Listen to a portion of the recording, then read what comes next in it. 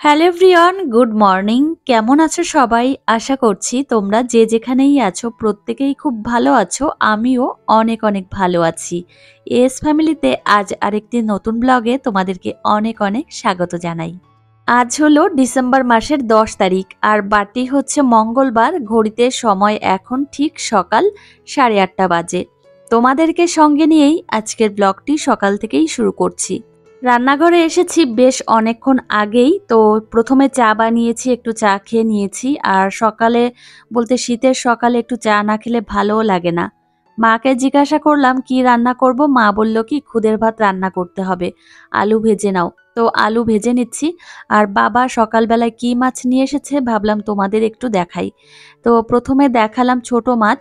তো ওইগুলো হচ্ছে মায়া মাছ আর এইগুলো হচ্ছে ঢেলা মাছ না কি মাছ বললো, সামুদ্রিক মাছ। তো মাছটা খুবই টেস্টি, ভালো লাগে। সামুদ্রিক যে মাছটা নিয়ে এসেছে সেটা মাম্মাম খেতে পারবে না, কেননা মাছে অনেক কাঁটা রয়েছে। আর ওই জন্য মাম্মামের জন্য আলাদা এক পিস মাছ কিনে নিয়ে এসেছে। আর এই যে খুদের চালগুলো আমার শাশুড়ি মাই ধুয়ে দিয়েছে আর আমি জাস্ট ভাতটা তুলে দেব, তারপর নামানো সমস্ত কিছুই আমার শাশুড়ি মাই করবে। তো মামামের খাবার আমি এখন রেডি করে নিচ্ছি। আজ সকালবেলায় ভাবলাম মাম্মামকে মাখানা খাওয়াবো। আর অনেক দিন মাম্মামকে মাখানা খাওয়াই না, তো ফাইনালি আজই খাওয়াবো। তো বাইরে একটু আসলাম, দেখলাম আমার শ্বশুর মশাই কয়েকটা লঙ্কার চারা লাগাচ্ছে। আর আমাদের রাস্তার পাশে যে জমিটা সেখানে অনেক চারা গাছ লাগিয়েছে।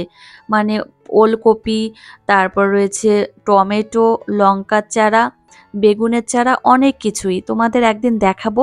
আমি রাস্তায় এখনো যেতে পারিনি, মানে সময় পাচ্ছি না, ওই জন্য তোমাদের দেখাতে পারিনি। দেখাবো একটু সময় নিয়ে।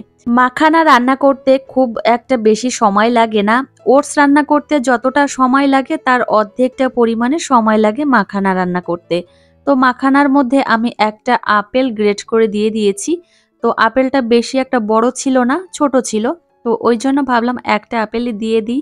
আর সকালের দিকে মামামকে আমি একটু পেট ভর্তি করে খাইয়ে দিই। সকালের দিকটা খুব ভালোভাবে ওকে খাওয়াই আর একদম পুষ্টিকর একটা খাবার খাওয়াই। তো এদিকে দেখো রান্না করা হয়ে গেছে, পুরো একটা বোল ভরে গেছে। তো চলো, মামামের খাবারটা তো রেডি করা হয়ে গেছে আর আমার কিছু কাজকর্ম আছে সেইগুলো এখন করে নেব। সকালবেলায় মানে একদম সকালবেলায় আমি বিছানার চাদর আর মামামের জামা কাপড়গুলো সার্ফের জলে ভিজিয়ে রেখেছিলাম, তারপর কেচে দিয়ে এই যে ছাদে মেলে দিলাম। কেননা এই সকালের দিকে না মেলে দিলে আর শুকাতেই চায় না। আমি ধরো 11টা বা 10:30টার দিকে মেলে দিলাম, তাহলে দেখলাম মানে বিকালের দিকে শুকাবে না, অর্ধেকটা শুকিয়ে মানে ভেজা ভেজা থাকবে। ওই জন্য আমি সকালের দিকেই একদম ভোরের দিকে এসে মেলে দিয়ে যাই। তো দেখো তোমাদের সঙ্গে কথা বলছি আর ভিডিওটা অনেকটাই এগিয়ে গেছে। মাম্মাম সকালবেলায় ঘুম থেকে উঠেছে, ও জল খেলো। তারপর সকালের খাবার খাইয়েও দিয়েছি, এর মাঝখানে তোমাদেরকে দেখাইনি। তারপর মাম্মাম ওর বাপির সঙ্গে প্রত্যেক দিনের মতো একটু রাস্তায় গেছিল, আবার আমার সঙ্গে এখন দোতলায় এসেছে। আমি আজকে চুল ওয়াশ করেছি, কেননা 11 তারিখে আমার বিবাহবার্ষিকী, মানে কালকে। তো ওই দিন আমি অনেকটাই ব্যস্ত থাকবো, রান্না বান্না আছে, অনেক ছোটাছুটি। ওই জন্য ভাবলাম কি আজকে এই চুলটা ওয়াশ করে নিই। আর চুল ওয়াশ করতে অনেকটা সময় লাগে আর আমার অনেক লম্বা চুল তো। আর এই লম্বা চুল থাকলে খুব অসুবিধা হয়, দেখতে খুব সুন্দর লাগে কিন্তু এই বাচ্চা কাচ্চা নিয়ে এত বড় চুল নিয়ে খুব অসুবিধা হয়। তো মেয়েকে নিয়ে এসেছি ছাদে, স্নানের পরে যে জামা কাপড়গুলো হয়েছিল সেইগুলো মেলতে এসেছি। তো মাম্মামকে বললাম চলো আমার সঙ্গে ছাদে যাবে, কেননা মাম্মাম নিচে ও ঠাম্মির কাছে থাকবে না। আর থাকলেও কি হয়, মানে আমাকে যখন না দেখবে তখন এঘর ওঘর করতে থাকে। ওই জন্য ভাবলাম কি যে নিয়েই যাই। তো মাম্মামকে নিয়ে এসেছি আর এই ফুল গাছগুলোতে একটু জল দিয়ে দিলাম। প্রায় 2 দিন ধরে জল দেওয়া হয় না, তো ভাবলাম আজ একটু জল দিয়ে যাই, কালকে তো আসা হবেই না মনে হয়। তো ওই কারণে জল টল দিয়ে একটু পরিষ্কার পরিচ্ছন্ন করলাম। আর এখানে অনেক টব রয়েছে, এখনো অনেক ফুল গাছ লাগানো বাকি। আসলে কি সময় পাই না দৌড়াদৌড়ি করতে করতে। আর বেলাও ছোট, এই শীতকালে ছোটবেলায় দৌড়েই পারা যায় না, মানে ঘড়ির কাঁটার সঙ্গে তাল মিলিয়ে যে চলবো সেটাই হয় না। তো দেখো সারা সিঁড়ি এইভাবে মানে দোতলা থেকে একদম নিচের তলা অবধি মাম্মাম এইভাবে বসে বসে নামলো। তাহলে বোঝো কতটা সময় লাগে সেই দোতলার ছাদ থেকে নামতে। এইভাবে অনেকটা সময় লেগে যায়। তারপর আসলাম এই ফলগুলো গোছাতে। তোমাদের দাদাভাই ফলগুলো নিয়ে এসেছে, এখানে রয়েছে মৌসম্বি আর কমলা লেবু। আর একটা আপেল রয়েছে। আর কমলা লেবু ছাড়িয়ে মাম্মামকে তার রস বের করে খাওয়ানো অনেকটা সময় চলে যায়। ওই জন্য তোমাদের দাদাভাইকে বলেছি মৌসম্বি নিয়ে আসতে, তাই মৌসম্বি নিয়ে এসেছে। আর কমলা লেবুগুলো আমাদের জন্য। তো কালকে আমাদের বিবাহবার্ষিকী, তো একটু পায়েস রান্না করব। তো ভাবলাম একটু গুড় রাখি। তোমাদেরকে বলেছিলাম এই কাকা মুর্শিদাবাদ থেকে আসেন তো রসুন বিক্রি করতে। তো এখন আবার গুড় বিক্রি করতে এসছেন। তো গুড়ও খুব ভালো দেন। তো আমার শ্বশুরমশাই একটু চেখে দেখছিল যে কেমন কি টেস্ট। তো দেখেছিল যে না ভালোই আছে। আর আমি এখান থেকে প্রায় ১ কেজি মতো গুড় নিয়েছি। মানে আমি ২ রকমের গুড় নিয়েছি। একটা খুব ভালো আর একটু মাঝারি ধরনের। তো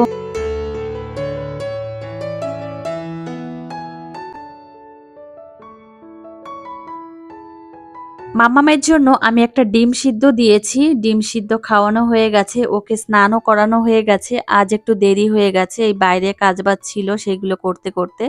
তো মাম্মামের ছোট মামা এসেছে আমাদের বাড়িতে। তো অনেক দিন পরে আসলো, প্রায় ১ বছর পরে আমাদের বাড়িতে আসলো। এটা হচ্ছে আমার ছোট দাদা। তো আমি খুব তাড়াতাড়ি বাপের বাড়িতে যাব।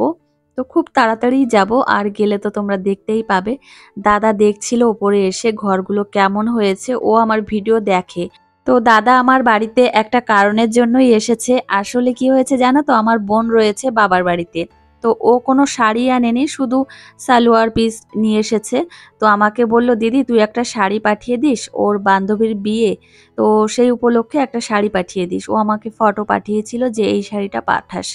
তো এই শাড়িটা দাদার কাছে পাঠিয়ে দেব।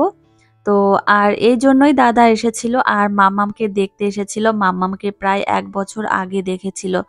ওই কারণেই ওর সঙ্গে ভিডিও কলে কথা বলে, আর আমার ভিডিও তো আছেই। তো দেখে। তো ওই জন্যই আর দাদাকে রিকোয়েস্ট করেছিলাম যে থাক আজকে, তো দুপুরে খাওয়া-দাওয়া করেও যাস। কিন্তু না থাকবে না, দুপুরে খাওয়া-দাওয়াও করেনি।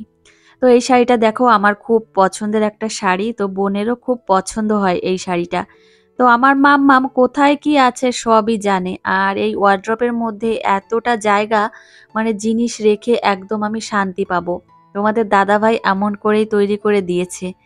তো এখন দেখো চলে আসলাম আবার নিচের তলাতে, কেননা মাম্মামকে এখন আমি খাওয়াবো। তো মাম্মামের খাবার একদমই রেডি হয়ে গেছে। তো আলু ফুলকপি দিয়ে আজ তরকারি করেছিল আমার শাশুড়ি মা। আজ দুপুরবেলা আমি রান্না করিনি। তো মা রান্না করছে, ভাবলাম যে আমাদের যেটা রান্না হচ্ছে সেটা দিয়েই মাম্মামকে খাইয়ে দেব। তবে লঙ্কা দেওয়ার আগে মাম্মামের তরকারিটা আমার শাশুড়ি মা তুলে রাখে। তো সেটাই মাম্মামকে খাওয়াই। আমার মেয়ে একদমই ঝাল খেতে পারে না। আর এখনো পর্যন্ত মাম্মামকে আমি ঝাল খাওয়ানো শেখাইনি। তো আমি একটু হাতে সময় নিয়েই তারপর শেখাবো। আসলে মাম্মামকে তো আমি রান্না করে খাওয়াই। তো অতটা তাড়াহুড়ো বা ব্যস্ততা আমার মধ্যে নেই যে মাম্মামকে এখনই লঙ্কা খাওয়া শেখাবো। তো একটু দেরি করেই শেখাবো। এখন ঘড়িতে সময় হয়ে গেছে ঠিক বিকাল ৫টা ২০। তো আমি সন্ধ্যা প্রদীপ দিয়ে আবার আসলাম রান্নাঘরে।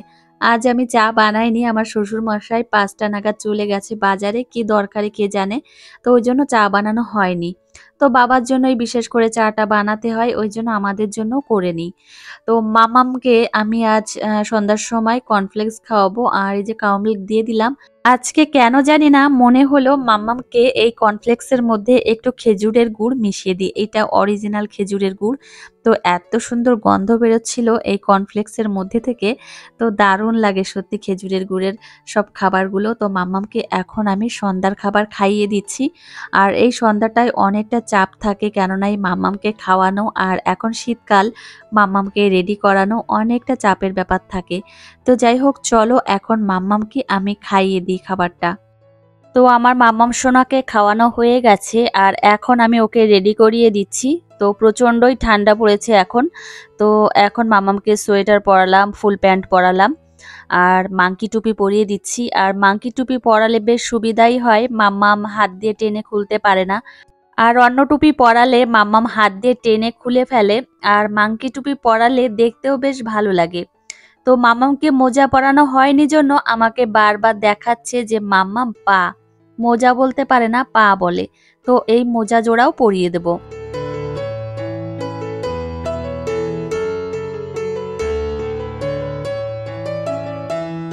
কমলা লেবু আর মৌসম্বি এখানে সাজিয়ে রেখেছি। তো এখানে একটাও থাকবে না, সব ছুঁড়ে ছুঁড়ে ফেলে দেবে। তো এখন মাম্মাম বড় হয়েছে, এখানে ফল রাখাই যায় না। তো এখন আমি আসলাম রান্নাঘরে রান্না করতে। তো ভাবলাম তোমাদের সঙ্গে রাতের রুটিনটা একটু শেয়ার করে দিই। তো আজ আমি রাত্রেবেলায় রুটি বানাচ্ছি আর প্রেসার কুকারে ভাত বসিয়ে দিয়েছি। মাম্মামকে রাত্রেবেলায় ভাতই খাওয়াবো। সেই বিকাল থেকে রাত পর্যন্ত মানে রান্না করতে আসার আগে পর্যন্ত মামাম আমার কাছেই থাকে। আর আমি যখন রান্না করতে আসি তখন ওর দাদাভাইয়ের কাছে দিয়ে আসি। কিন্তু এখন ও দাদাভাইয়ের কাছে থাকতেই চাইছে না। বেশ কয়েকদিন হলো এইভাবে আমি রান্না করি আর আমার কাছে এসে দাঁড়িয়ে থাকবে, কান্নাকাটি শুরু করবে। আর যে কন্টেনারগুলো কিনেছিলাম তার মধ্যে খাবার রেখেছি মাম্মামের, আর বাইরে থেকে দেখতে পাই মাম্মামেরও অনেক ভালো লাগে। তো আমাকে বারবার বলে যে এই টেবিলের ওপর তুলে দিতে। তো আমি তুলে দিই আর মাম্মাম এই কন্টেনারগুলো নিয়ে খেলতে থাকে।